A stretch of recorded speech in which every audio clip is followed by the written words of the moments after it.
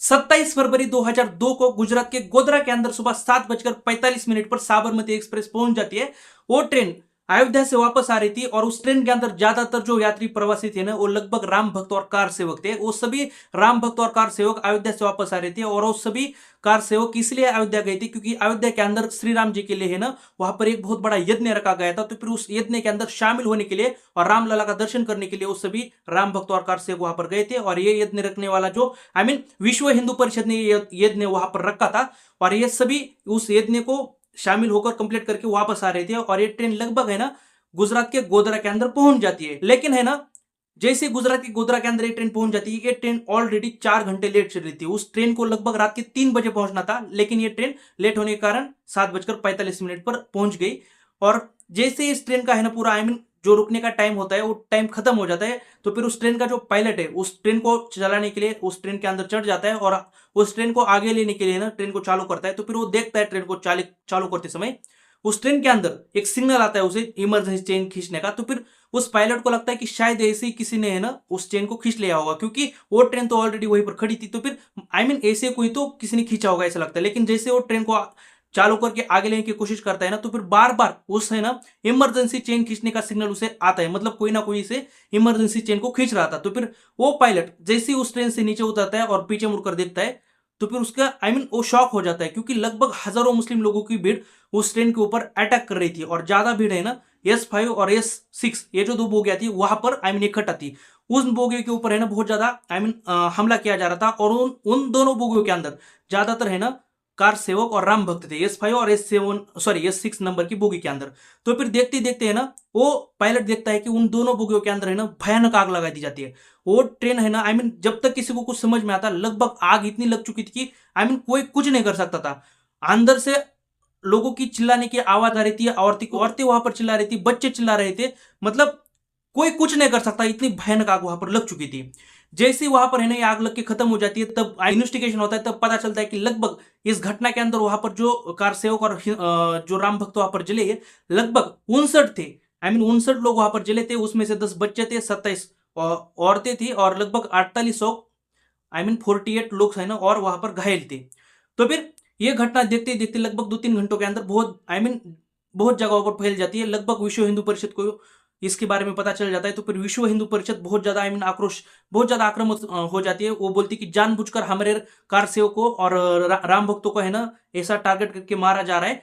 और इसका बहुत आक्रोश में आ जाती है। ये टीवी के ऊपर, तब टेलीविजन के ऊपर लाइव चल भी रहा था, तब न्यूज चैनल इसे पूरी तरीके से लाइव दिखा भी रहे थे। तो फिर लगभग उसी दिन शाम आते आते है ना सबको पता चल चुका था गुजरात के अंदर क्या हुआ है क्या नहीं।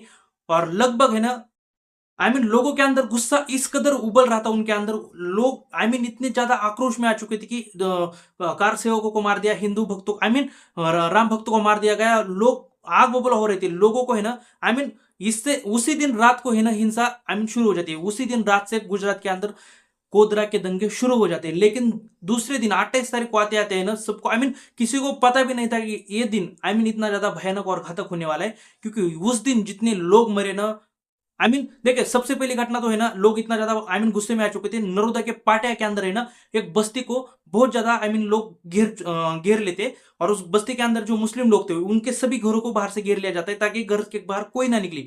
और अगर कोई निकलता भी है, क्योंकि वैसे भी लोग है ना डर के घर के अंदर चुप कर बैठे थे, और अगर कोई बाहर निकलता भी है ना तो पूरी उनका वो मर जाते बाहर आने पर, ये बात कंफर्म थी। लेकिन है ना घर से कोई बाहर नहीं आता, तो फिर वो जो लोग है ना वो भीड़ क्या करती है, वो डायरेक्टली घरों के अंदर आग लगाना शुरू कर देती है। इतने आग लगाई जाती है, लोग इतने लोग मरते, लगभग 97 लगभग 100 के करीब लोग वहां पर उस बस्ती के अंदर कुछ जलकर मरे और कुछ को मार दिया गया। मतलब लगभग 97 लोग वहां पर मर गए नरोदा के पाटिया के अंदर। फिर वो भीड़ है ना वहां से थोड़े आगे नरोदा के हुए ना गांव के अंदर पहुंच जाती है। लगभग वहां से 2 से 3 किलोमीटर का अंतर था, वहां पर पहुंच जाती है। लगभग वहां पर 11 लोगों को और मुस्लिम लोगों को वहां पर मार दिया जाता है। तो फिर उसके अलावा महसाना के विसनगर के अंदर भी है ना दीपदा दरवाजा करके एक जगह है, उस दीपदा दरवाजा के पास है ना और 11 मुस्लिम लोगों को और एक भीड़ ऐसी आके मार के निकल जाती है। लेकिन इसके अलावा ब्रिटेन से 3 नागरिक भारत के अंदर आए थे अपने रिश्तेदारों से मिलने के लिए, और वो वहां पर है ना गुजर रहे थे। तो फिर भीड़ देखती है कि उस गाड़ी के अंदर कौन है। तो फिर जैसी चेकिंग की जाती है तब पता चलता है कि उस गाड़ी के अंदर जो लोग थे वो मुस्लिम थे। तो फिर है ना जैसे ही सबको पता, आई मीन उन लोगों को पता चलता है उन गाड़ी के अंदर के 3 लोगों की ये भीड़ हमें मारने वाली है, तो फिर उस गाड़ी के अंदर के वो जो 3 लोग हैं वो कूद कर बाहर निकल कर भागना शुरू कर देते हैं। तो फिर वो भीड़ उन लोगों के पीछे निकल जाती है भागने, आई मीन पकड़ने के लिए। तो फिर उसमें से 2 लोग पकड़े जाते हैं और उन्हें मार भी दिया जाता है, लेकिन एक जो था वो बच जाता है, जिनका के नाम था इमरान दाऊद। वो जो थे वो बच गए, उनको आई मीन पुलिस ने उन्हें बचा लिया, क्योंकि वो जहां जिस तरफ भागे थे ना वहां पर पुलिस आगे खड़ी थी ये दंगे रोकने के लिए। तो फिर वहां पर वो उन पुलिस की मदद से बच जाते हैं। तो फिर उस दिन की जो सबसे भयानक घटना थी ना वो गुलबर्ग के अंदर थी। गुलबर्ग के अंदर है ना चमनपुरा सोसाइटी के अंदर लगभग वहां पर 19 बंगले और 10 अपार्टमेंट को बहुत हजारों लोगों की भीड़ घेर लेती है। मतलब जो हिंदू लोग थे काफी ज्यादा आक्रोश में थे, वो लोग है ना घेर लेते हैं। तो फिर उसे जैसे वो घेर लेते हैं ना उस बंगलों को और अपार्टमेंट को, तो फिर वहां के जो अंदर के लोग हैं ना वो काफी ज्यादा आई मीन डर जाते हैं। वो लोग वहां पर है ना पुलिस को फोन लगाते हैं, वहां के जो प्रशासन थे वहां उन्हें फोन लगाते हैं, लेकिन कोई रिस्पॉन्स नहीं मिलता। लगभग है ना 2-4 घंटे तक ये पूरी प्रोसेस चलती है। जैसे जैसे शाम होने को आती है तब और ज्यादा वहां पर लोगों की भीड़ इकट्ठा होती है, और जैसे रात होती है तो फिर ये भीड़ जो है ना उन घरों के ऊपर टूट पड़ती है। लगभग उस घर के अंदर इतने लोगों को मारा जाता है। लगभग उस घर के अंदर एक उनमें से एक घर था जो कि पूर्व कांग्रेस के पूर्व सांसद का घर था, जिसके अंदर है ना यहसान झाकरी नाम के एक पूर्व सांसद रहते थे, उन्हें तक मारा जाता है। और टोटल लगभग वहां पर है ना 69 लोगों को और मारा जाता है। लगभग आई मीन 70 के करीब लोग वहां पर मर चुके थे। फिर और दूसरे दिन है ना गुजरात के अंदर जो पाटन नाम का जिला है, उस जिले के अंदर सदरपुरा के अंदर एक घटना होती है। सदरपुरा गांव के अंदर, सदरपुरा गांव की जो घटना थी ये काफी आई मीन ये भी बहुत ज्यादा बड़ी घटनाओं में से एक घटना थी। वहां पर है ना 3 बस्तियां थी मुस्लिम लोगों की। तो फिर वहां पर है ना 3 मुस्लिम जो बस्तियां थी वहां पर उन्हें पता चल जाता है वहां के मुस्लिम लोगों की, देखिए आपको आई मीन उन्हें मारने के लिए है ना हिंदू लोगों की भीड़ इकट्ठा होकर, लोग इकट्ठा होकर उन्हें मारने के लिए आ रहे। तो फिर ये जो बस्तियों के लोग थे ना उस बस्तियों के अंदर के जो मजदूर लोग थे वो क्या करते हैं, वो वहां से ना घर छोड़ के बाहर निकलते हैं और वो एक सुरक्षित जगह पर है ना जाके छुप जाते हैं। उस जगह के अंदर है लगभग 33 आई मीन 33 लोग है ना वो चुप जाते हैं। तो फिर इसका पता किसी को नहीं था, लेकिन अचानक है ना सबको पता चल जाता है कि उस भीड़ को जो आई मीन मारने के लिए आ रही थी उन्हें, तो फिर उन भीड़ को पता चल जाता है कि ये जो लोग है ना वो 33 लोग इस जगह के अंदर छुपे हैं। तो फिर वहां पर है ना वो भीड़ पहुंच जाती है उन्हें मारने के लिए। तो फिर उस घर के अंदर से ना कोई भी आई मीन बाहर निकल नहीं रहा था, जो मुस्लिम वहां पर चुप कर बैठे थे 33 लोग। तो फिर उन घर को है ना वो चारों तरफ से घेर लेते हैं और क्या करते हैं, जो बिजली की तार होती है ना, तो फिर ये जो भीड़ है वो बिजली की तार, उन बिजली की तार को कट करके है ना डायरेक्टली उस घर के अंदर छोड़ देते हैं। तो फिर डायरेक्टली उस घर के अंदर बिजली की तार छोड़ने के बाद है ना इतना आई मीन हाई लेवल का करंट वोल्टेज उन घर के अंदर के लोगों को लगता है। लगभग उस 33 में से है ना 29 लोग वहीं पर मर के आई मीन ढेर हो जाते हैं, वहीं पर खत्म हो जाते हैं वो लोग। मतलब ये इतनी खतरनाक घटना थी, क्या ही यार। फिर और दूसरे दिन है ना एक दूसरी जगह ओड नाम करके एक गांव है, उस गांव के अंदर लगभग 27 और लोगों को मारा जाता है। ये ऐसी भीड़ आके मार चली आई मीन मार के निकल जाती है। फिर उसी गांव के अंदर और एक दूसरी जगह पर है ना 4 और लोगों को जलाकर मार दिया जाता है, मुस्लिम लोगों को।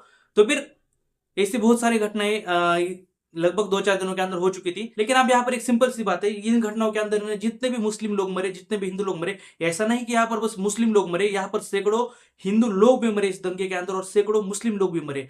लेकिन अब तक है ना जो आई मीन इस रेलवे को आग लगा के निकल गया था ना हिंदू, और आई मीन इन कार सेवकों को जलाकर निकल गए थे ना, ये 2000 के करीब वाले जो मुस्लिम लोग थे, ये जो भीड़ थी वो अभी तक खुलेआम घूम रही थी। उन्हें है ना अब तक किसी ने हाथ तक नहीं लगाया था।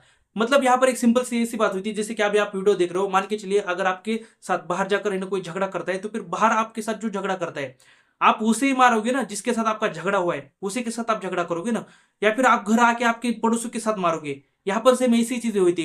घटना हुई थी गोधरा के अंदर और मारा जा रहा था वहां से लगभग 150-200 किलोमीटर दूर तक। लेकिन जैसे कि आप देखिए मैंने इस गांव के बारे में बताया ना, इस ओड गांव के अंदर, उस गांव के अंदर एक 40 साल की आई मीन अभी 40 साल हो चुके हैं उनको, उनका नाम है इद्रिश वोरा। उन्होंने कहा कि मेरे आंखों के सामने मेरे दादी को मार दिया, मेरे माँ को मार दिया, और उन्होंने कहा कि मारने वाले जो लोग थे वो मेरे ही पड़ोसी थे और मेरे स्कूल के अंदर जो पढ़ते थे मेरे साथ वही लोग थे।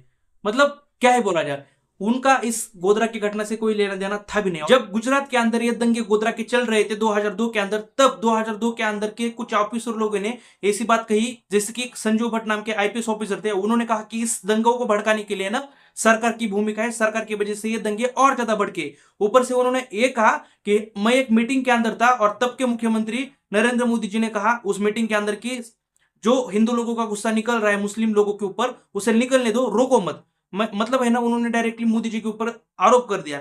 लेकिन उसके बाद भी ऐसी बहुत सारी घटनाएं हुई, जैसे कि है ना हिटलर के साथ मोदी जी को कंपेयर किया गया मोदी गवर्नमेंट के साथ, क्योंकि हिटलर के टाइम भी एक ऐसी घटना हुई थी और हिटलर 27 फरवरी की जो वहां पर उनके जर्मनी के अंदर रैली की घटना हुई थी, उसी घटना के कारण सत्ता में आ गया था। तो फिर उस घटना के साथ मोदी जी का कंपैरिजन हुआ और ऊपर से ये भी घटना 27 फरवरी को ही हुई थी। तो फिर ये आलोचना बहुत ज्यादा मोदी जी की मोदी गवर्नमेंट की वहां पर हुई। फिर वहां पर लोगों ने ये तक कहा कि हमें ऐसा लग रहा है कि जैसे भारत पाकिस्तान विभाजन हो रहा था तब जैसी स्थिति बन गई थी, तब जैसे दंगे हो रहे थे उसके जैसे सेम दंगे आज हो रहे हैं, हमें ऐसा फील हो रहा है और ऐसे हम डरे हुए हैं, ऐसा बहुत सारे लोगों ने कहा और डर का माहौल पूरी तरीके से कायम था वहां पर। फिर बाद में जाके दंगे जब शांत हुए, तब दंगे शांत होने के बाद एक एक रिपोर्ट आने लगी। तब पहली रिपोर्ट आती है, पहली रिपोर्ट एपीएसएल की थी। एपीएसएल रिपोर्ट मतलब फॉरेंसिक स्टडी लेबोरेटरी रिपोर्ट। उस रिपोर्ट के अंदर कहा गया ये जो रेलवे की एक S6 बोगी के अंदर जो आग लगी जहां पर कार सेवक और राम भक्त मरे, उस रेलवे के जो 72 नंबर की सीट थी ना, उस 72 नंबर के सीट के पास है ना खड़े रहेगी किसी ने तो है ना अंदर एक कंटेनर से फ्यूल डाला। जो भी पेट्रोल जो कोई भी फ्यूल था आग लगाने वाला, वो फ्यूल डाला और उस कंटेनर को डालने के लिए ना उसे किसी ना किसी अंदर के व्यक्ति ने मदद की थी। क्योंकि यहाँ पर एक सिंपल सी बात थी, ये जो ट्रेन थी वो काफी उस ट्रेन की जो खिड़कियां थी ना वो काफी हाइट पर ऊंचाई पर थी।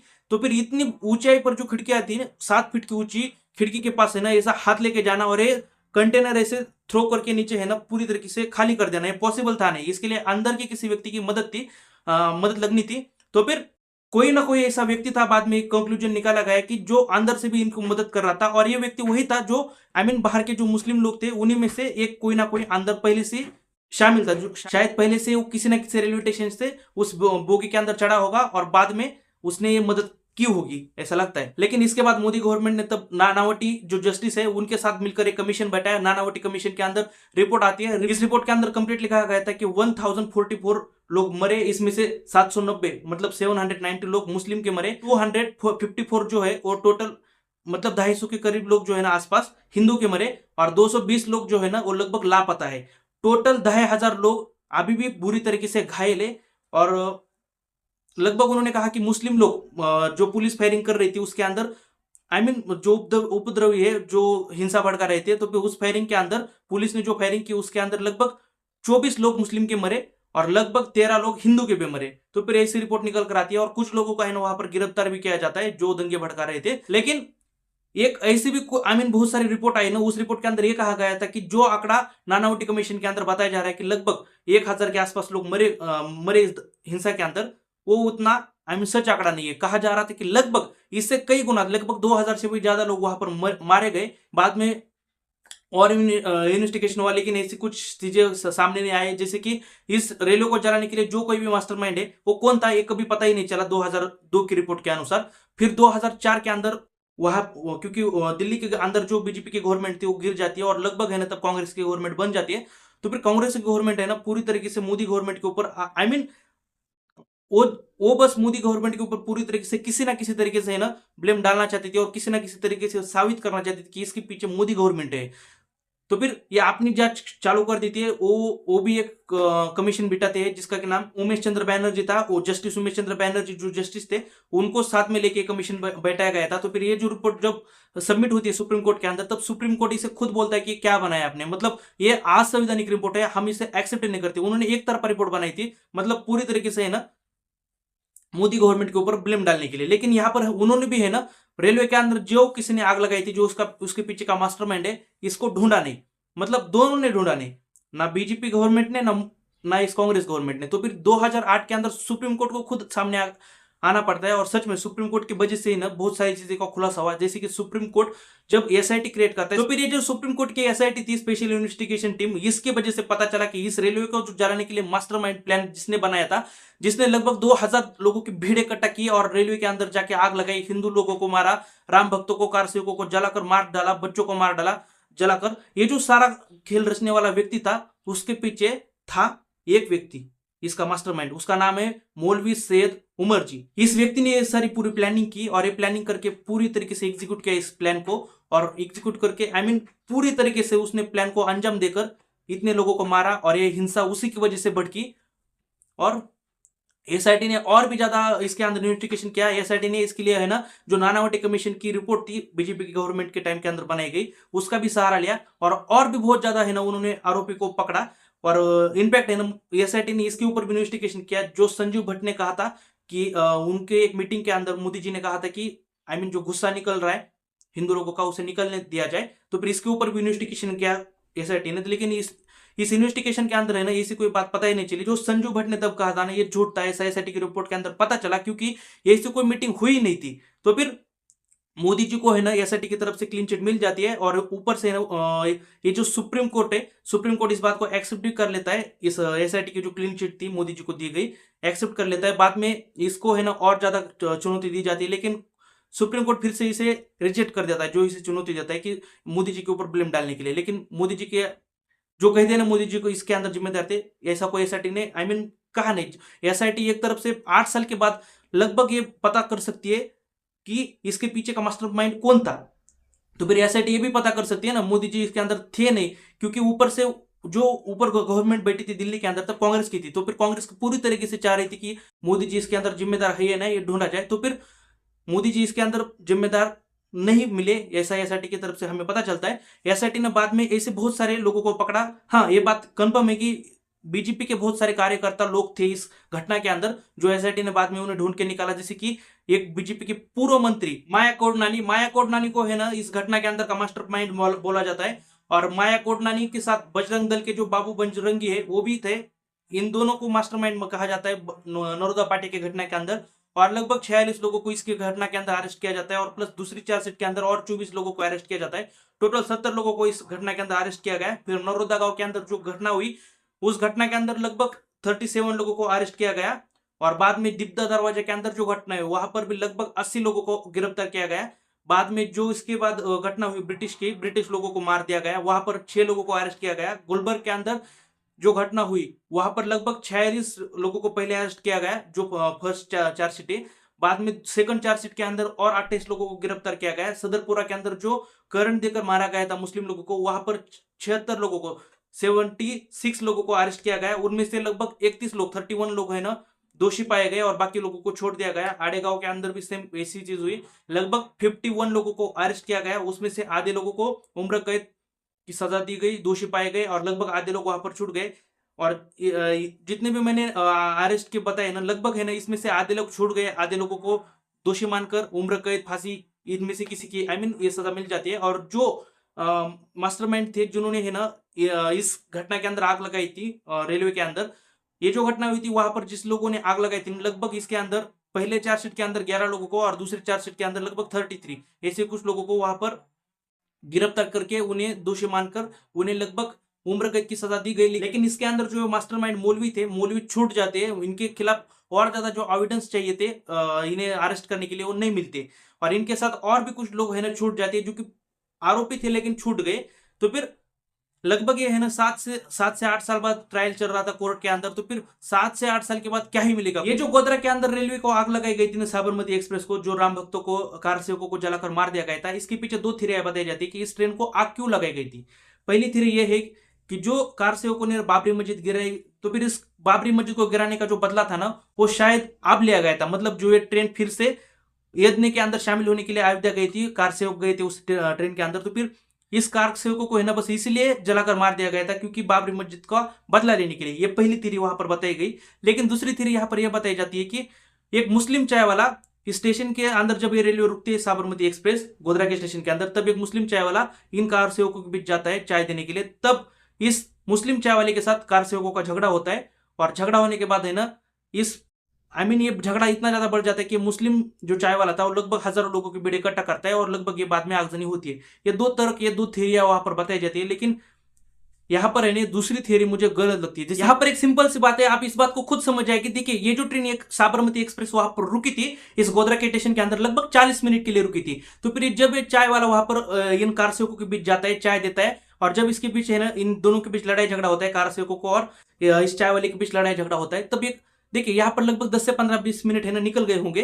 तो फिर बचे हुए जो 20 मिनट है, 20 मिनट के अंदर आप खुद बताइए 20 मिनट के अंदर 2000 लोगों की, मुस्लिम लोगों की भीड़ वहां पर कैसे इकट्ठा हो सकती है। और तब के टाइम के अंदर है ना, किसी के पास ऐसे सेलफोन हर किसी के पास अवेलेबल थे भी नहीं। आज के टाइम के अंदर अगर हम एक मैसेज करते हैं या फिर एक फोन करते हैं ना, लगभग 100 लोग इकट्ठा भी हो सकते हैं। लेकिन आज के टाइम के अंदर ये सेल फोन की वजह से हो सकता है, लेकिन तब के टाइम के अंदर है ना, मोबाइल फोन किसी के पास थे भी नहीं। 20 मिनट के अंदर 2000 लोग इकट्ठा होना एक चाय वाले की वजह से ये पॉसिबल है ही नहीं। लेकिन मैंने इसके अंदर है ना बहुत ज्यादा इन्वेस्टिगेशन किया, तब मुझे एक बात यहाँ पर बहुत बड़ी पता चली।